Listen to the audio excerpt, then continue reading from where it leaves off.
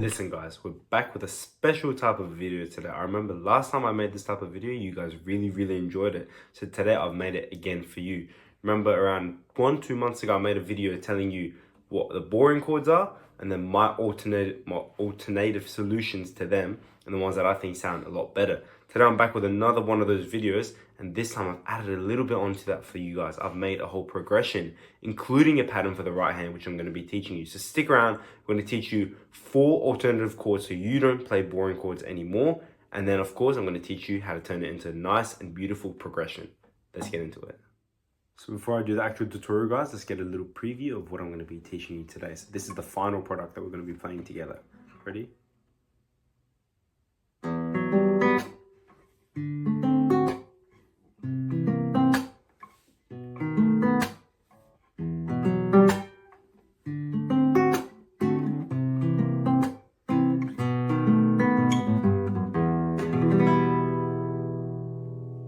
Now, obviously that was very short. That was just 2 rounds of the whole progression, but you can repeat that as many times as you like. That's the great thing about this. It doesn't get boring because it sounds so new. If you had the original chords, which I'm going to show you in a second as well, it would sound really boring after 1 or 2 times. Not even after 1 time, just without even hearing it, it wouldn't sound very nice. But with this new progression, because you have those mysterious and beautiful sounding chords, it never gets boring, and you can do some little things that'll teach you to manipulate it, to change the rhythm, change the way you play it to make it interesting, and you can play it forever and forever and solo over and do lots of different things with it. So without further ado, let's go into the left hand part. So I'm going to teach you the 4 different chords that we have. The original ones that I figured out with this would be E minor, and then D major, C major, and B major, like that. That was the original one. Pretty simple, pretty standard. It's just like, what's it called? A minor, G major, F major, and E major. It's very similar to that. It's the same number of chords, but just in a different key, starting on E this time instead of A. But the ones I have chosen alternative are variations of each chord, which I believe sound much more beautiful. So let's get started with the first one. So we had our E minor. All we're going to do, put your first finger where you would usually do it, like that. Take your middle finger off, and you have the diagram there as well. There's a bit of a stretch for some people, but then you put your ring finger here, and like just like that on the F sharp, which is the 4th fret of the 4th string, and that turns that chord into E minor add 9. Now the reason it's called add 9, because if you count the E minor scale, 1, 2, 3, 4, 5, 6, 7, 8, and then next note, F sharp, boom, that's the 9th degree. If you do a full scale and then you start over again, I mean, usually it'd be called 2 of the new scale, but that's the 9th degree if you keep going like that. So that's why we call it add 9, because you add the 9th into the chord and this is what you get. It's a very flamenco chord. It's beautiful. No matter how you play it, you can play it like that. I usually like to do that with this chord. A little bit of rasguiato. You can do lots of different techniques, but it sounds very nice. It's good for finishing. It's good for starting. It's just overall a great chord. Next chord I got for you guys here is our normal D major chord, which we turn into. So normal D major. All you do, imagine this shape, and if you invert it from the diagram, you get this, because originally this is here. If you invert it, it's a very weird way of thinking about it, but all you have to do from this D major shape, you keep these 2, but you replace them with these fingers, and then you just put your index finger on a C, which is the 1st fret of the 2nd string here. And then going from the D string, you have that, nice and beautiful. And the reason that's called a D7, because again, if you take the D major scale, because what note have we changed? So we had, in the original chord, we have D, A, D, and F sharp. This time we added that note there, a C. So if you go from the original scale, D minor, 7, 8, 7th degree, you get it from the minor scale, not from the major scale, and you put it in and you get that. Very beautiful. It's amazing. So D7 chord, we're explain the theory behind it, 7th degree of the D minor scale, and that's that. Moving on to our third chord, this is the C major chord originally. Now this is the simplest change because look at how fun this is. You get your pinky, keep the normal C major shape, and all you do is place your pinky on 3rd string, 3rd fret, which is an A sharp or a B flat.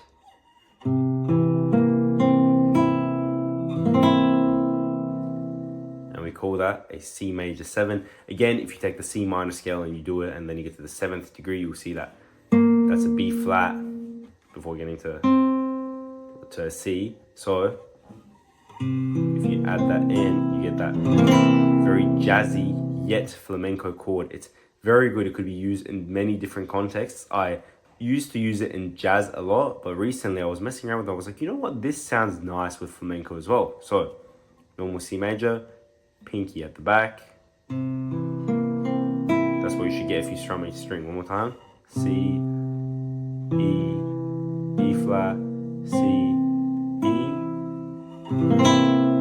Of course, not playing that top E string because that's not a part of our chord. And that's that third chord. Now moving on to the last chord, and then we can put everything together. Now, lucky last chord, guys. This is my favorite and my most favorite substitution so far. B major. Very difficult chord to do. It's a bar chord. You probably can't even, many of you can't even do it. It's very difficult. You get bar chord and then these three. It's horrible. I can feel the middle of my hand tearing. Now, this beautiful substitute. You have to change complete positions for this bar. So we have a B7. It's hard to see, but look at that sound. So suspended and it's waiting. It's just dying to go back into. But with our progression, it goes. It's even more complicated. So we're making it complex with little additions, but it sounds absolutely beautiful. So now, breaking down the B7, we got B, and then index finger here, and the D sharp at the back. So far you kind of have like a D7 shape, but you move it up like twice. So you get the D7 chord. That's kind of funny. You move it up once, and then you move it up again. You get the first half of your B7 chord, and all you have to do, get your pinky and put it on the F sharp, which is 2nd fret of 1st string. So that 2nd string is actually open. It's just a B, but the rest are held and strumming from the 5th string. Amazing chord. And then we bring it back home with that beautiful E minor add 9 chord. So now that we have our 4 chords, it's time to go into the next section when I'm going to show you guys what to do with the right hand, and then we can simply just put it all together.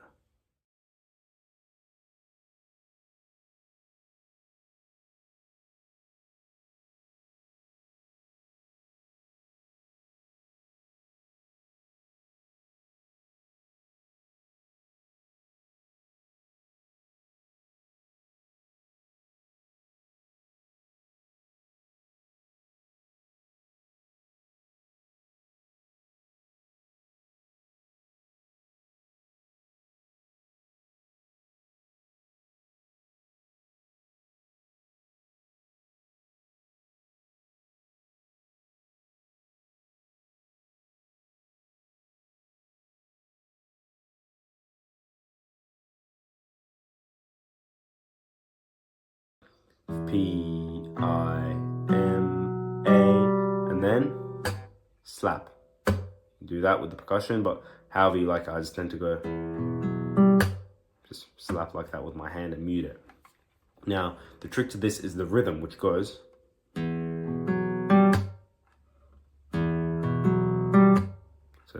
1 and 2 and.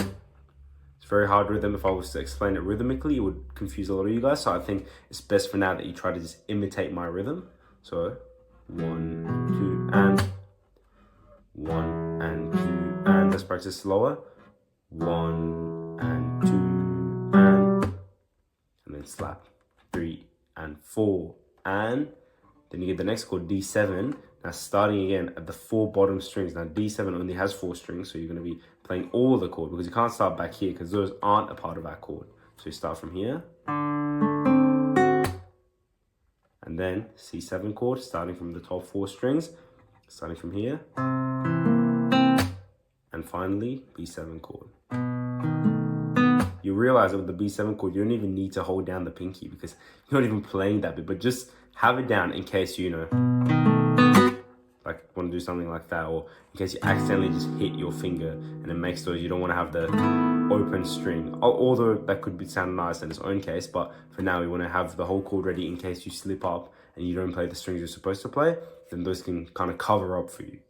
I hope you've been learning a whole lot this lesson, because now it's time to put everything together. So we're gonna run the progression through 4 times. It's nice and simple, everything we've learned, the slapping, the arpeggio, the chords, all of that. I've got both hands here so you can see them. We're just gonna run it through 4 times at a slow speed. So we're gonna go like,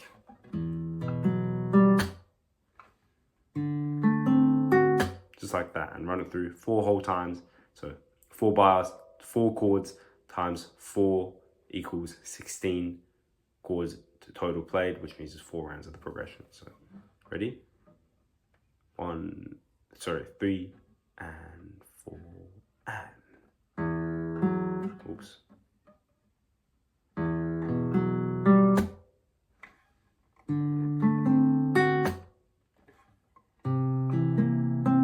B7. Get ready.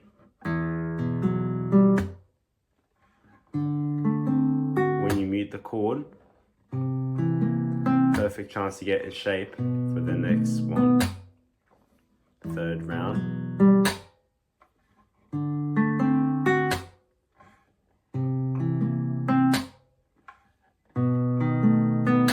Last time. Made a mistake. That's alright. And you can finish.